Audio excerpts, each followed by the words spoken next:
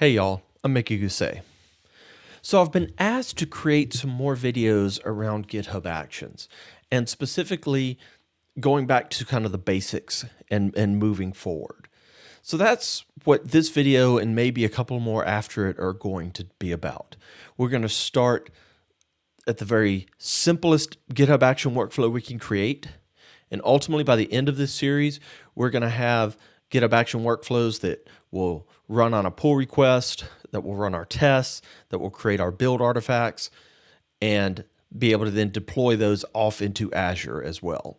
So I'm going to make a multiple series of videos here to help with that. But in this particular video, we're going to start off and just kind of show you the basics. We're going to show you the simplest GitHub Actions workflow that you can create.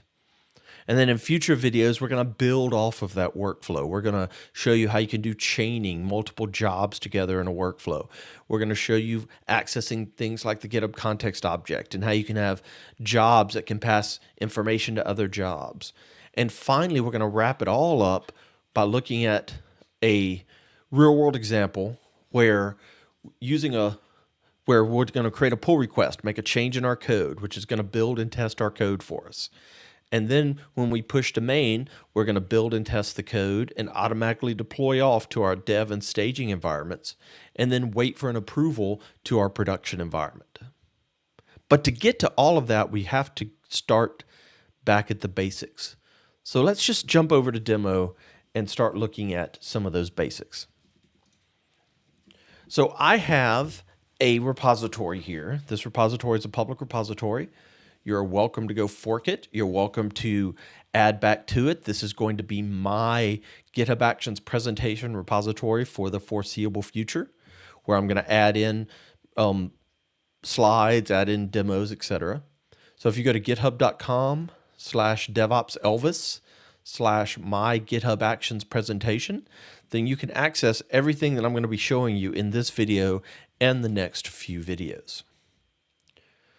Now, the first thing you have to know about GitHub Actions is that they're repository-centric. So the workflows, for the most part, there are a couple of exceptions, but for the most part, the workflows exist in the repository, and they run in the context of the repository. So that means the workflows also have to exist in a specific place in the repository. So off of the root of your repository, you need to create a .github folder. And then in that .github folder, you have a workflows folder. And that's where all of the workflows, GitHub Action workflows that you create will exist. Now, you cannot have subfolders in here. There's no other way to organize them. It's just going to be a list of different workflow files in this repository. But they have to live in the .github workflows folder. Now, all of these files they're text files, so you can edit them through the web browser, you can edit them through VS Code, but they also are YAML files, which means that white space matters. So you do have to worry about white space. You have to make sure you have things spaced over correctly. You can see I have a lot of different files in here because I've got files for some of the basic workflows that I want to show you. I've got files for doing for deploying or for doing the PR build and deploying when you push to main. But I've also got files for even building out my infrastructure. So the infrastructure where we're ultimately going to deploy to in a few videos is over in Azure. So I've even got workflow files that can set up this deployment infrastructure for you. And in fact, one of the things I'm doing is I've created workflows and scripts to where if you fork this repo, you can actually create your own Azure environment, assuming you have an Azure subscription, and be able to run these demos in your Azure environment. But we're talking basic workflows. Now, with GitHub Actions, you create these workflow files. You can have one workflow file, you can have multiple workflow files. If we look at the simplest workflow file that you can create, that workflow file has to have a name. So in this case, we have to have the name field, and in this case, we just called it basic workflow. The workflow file also has to have a trigger. the event or events that trigger this workflow file and make this workflow file run. So GitHub throws all kind of events, right? There's an event for when you create a pull request, when you update a pull request, when you push to a branch, when you create an issue, when you star repo. All of these different things create events inside of GitHub. And you can have workflows that listen for those events in your repository and then run. Now, a workflow can listen for one event, or a workflow can listen for multiple different events. This particular workflow is only listening for one event, and that event is workflow dispatch. So you have to have the keyword on, and then under that you specify the events that you're listening for. So I am listening for the workflow underscore dispatch event. Now what the workflow underscore dispatch event does is allows me to trigger this workflow manually. It gives me a button where I can click the button and it will run this workflow. Now, a couple of things to know about using the workflow dispatch event. In order for the button to show up, you have to have a version of this workflow file on your default branch.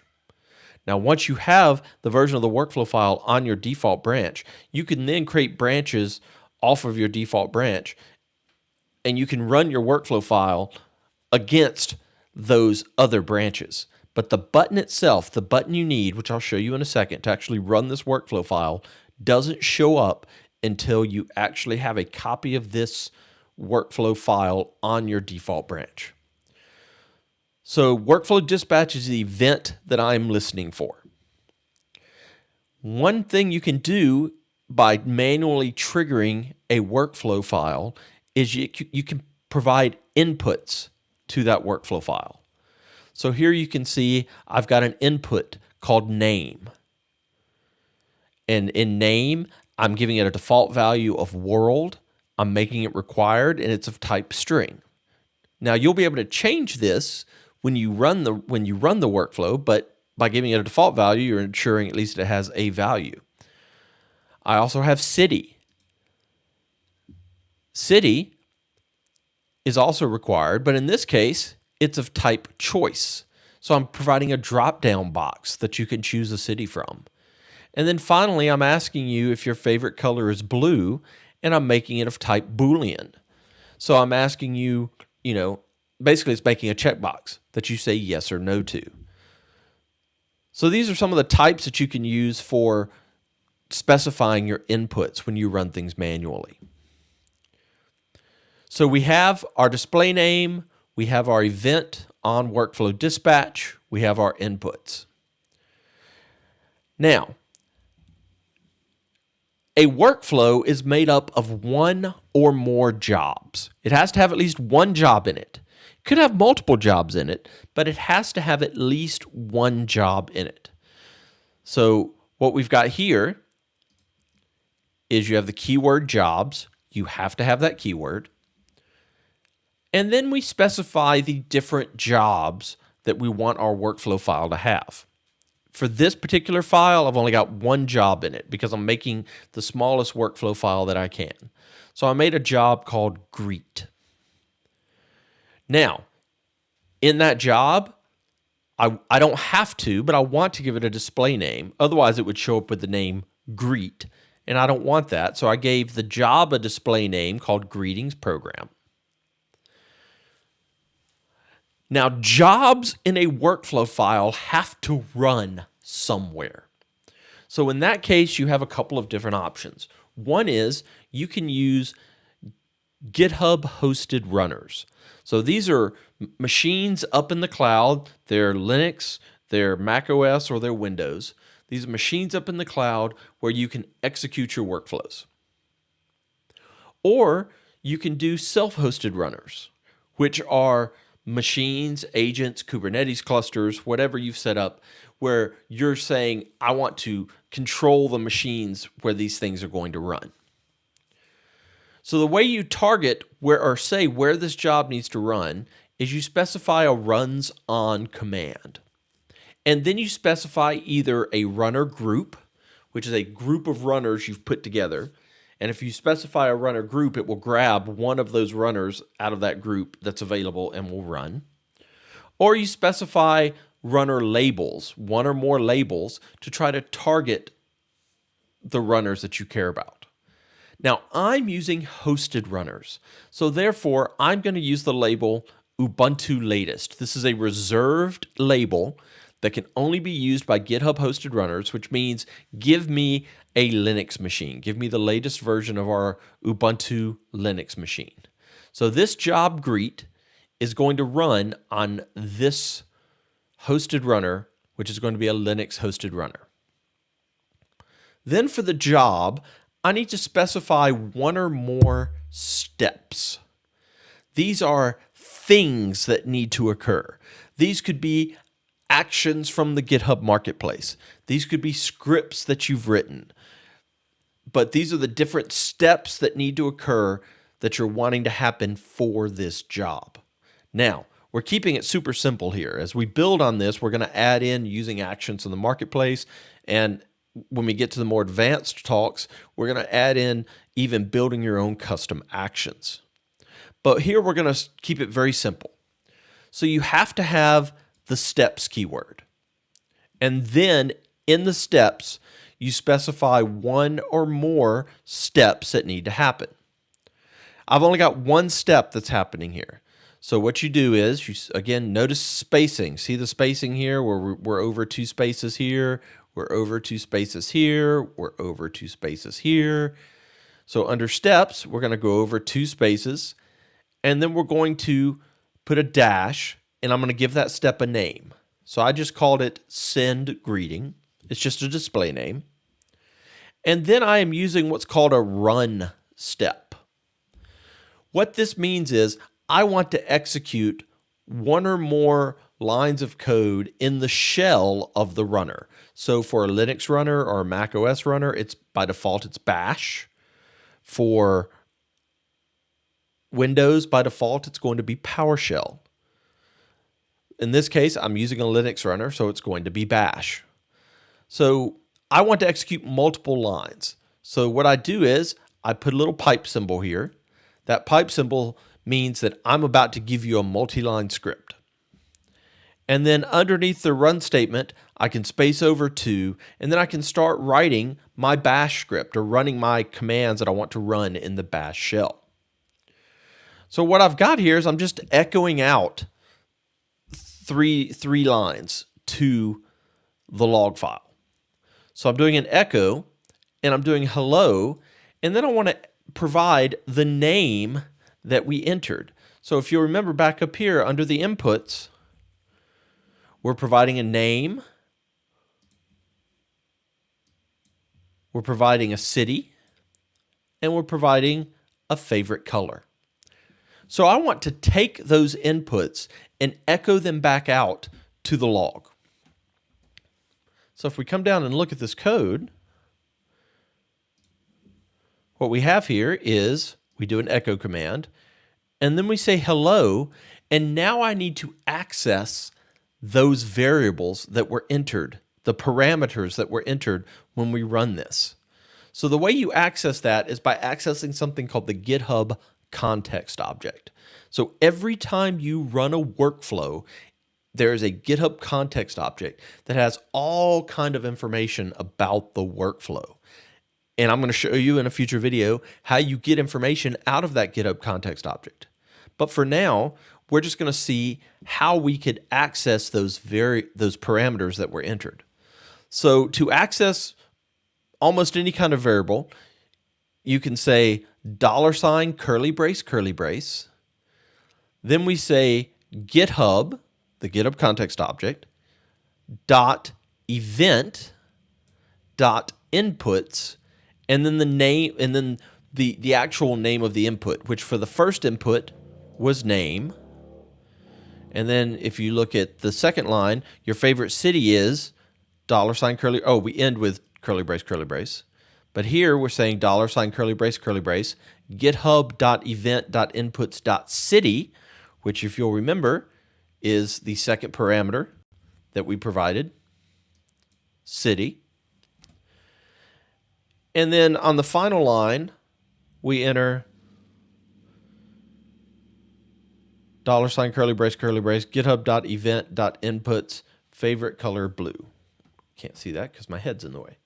But here we go. $ curly brace, github.event.inputs.fave color blue. So when we run this, what we should see is it prompts us to enter these three values, and then it's going to output those three values. And we access those values by $ curly brace, github.event.inputs, and then the input name. Now, one of the nice things about editing, if you go to edit this file in the web browser, is it actually has a built-in editor for you. So you can do things like press Control Space, and it will show you what are the valid values that you could add where you are in the file right now. And of course, and then also if you type something wrong, then it will actually put little red squigglies underneath it to show you that something is wrong with that file. So this can be very helpful for editing your files. Also though, since these are text files, you could just clone the repo down and edit it in VS Code. And we do have a GitHub Actions extension for VS Code, which gives you similar kind of help when you're building your workflows. So now that we have our workflow, and I'm going to discard those changes. Now that we have our workflow file, we want to actually run this workflow file. So if we go to Actions, you can see, I can see all of the workflow files currently in my repository. So I'm going to choose my basic workflow. And on my basic workflow, this shows you all the other times that particular workflow is run, whether it passed or failed, any other information about it. But you'll notice we have a Run Workflow button. So I can click this Run Workflow button, and now I could run this against other branches if I wanted to. And I can enter in other information. So I can say, hello, internet. And of course, my favorite city is Tupelo, but we'll say Seattle. And we'll say my favorite color is blue. And we're just going to run this workflow. So this is, because we used the workflow dispatch event, this allows us to run the workflow. So if you give it just a minute, the page will refresh, or you could just click the workflow name again, and it'll show you that the workflow is waiting on a runner right now. In fact, if we click in here, well, it's already finished. So this, when you click into a workflow that's running or that's already run, this is what you're going to see, all right? You're going to start off on the summary page where you're going to be able to see, in this case, it was manually triggered, the commit SHA that it was triggered against, how long it took to run. You do have the ability to rerun jobs. So if a job had failed, I could rerun just the failed job, or I could rerun all my jobs here if I wanted to. You can even create a status badge off of this job to maybe put on your README file. You can see I have one job, Greetings Program. Remember, that's what the display name we gave our one job, Greetings Program. And we also have a visualization of the jobs here. So if I had multiple jobs, which we'll see in future recordings, then we would be able to see a visualization that shows the order the jobs are running in. Now, if I click into a particular job, then I can see there's a setup stage that happens, and in the setup stage that happens is when it goes and finds the appropriate runner based off of my label, and it gives me information about the runner. And then it runs my one job and my one step. My one job was Greetings Program, but in this case it's running my one step, which was Send Greeting. And Send Greeting, you can see here, it echoes out Hello Internet, which was the value I entered. Your favorite city is Seattle, which is the value I entered. And your favorite color is blue, which is also set to true, which is the value I entered. And there you go.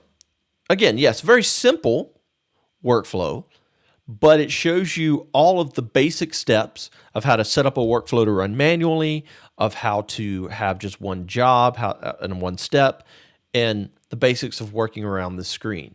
Now, you also have the capability over here to show timestamp information on when things ran. You have the ability to download the entire log archives and view the more details on the logs if you want to.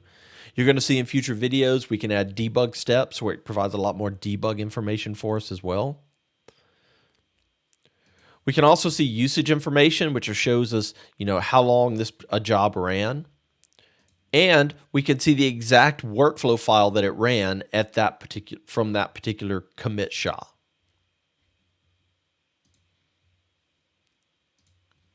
So there you have it. That is the simplest GitHub Actions workflow that I can create. All right. We create the workflow file in the .github/workflows folder. It has one job and it has one step. And all that step is doing is executing some commands in the shell of the runner. And the runner is where the job runs. Now you'll see in the future, if you have multiple jobs, each job executes on its own individual runner, depending on how you have it set up. But for now, that's the basics. So you now have an understanding of the basics of how GitHub Actions works. You create the file in the .github/workflows folder. You give it a display name, you give it a job, you specify where that job's going to run, and then you specify the steps that make up that job. Now, in the next video, we're going to come back to this same repository, and we're going to actually look at how you can chain jobs together. Because normally a workflow file has more than one job in it. So you might want to control the order that those jobs run in. So in our next video, we're going to actually look at how you can chain those jobs together. And then future video after that, we're going to look at how you can actually not display variables, but how you can use variables and create variables at the step level or the job level and pass them around. And we're going to look at how you can define environment variables in multiple places as well. And again, ultimately moving up to where we actually are going to do a real world example with an actual application to build it and deploy it. Thanks for watching.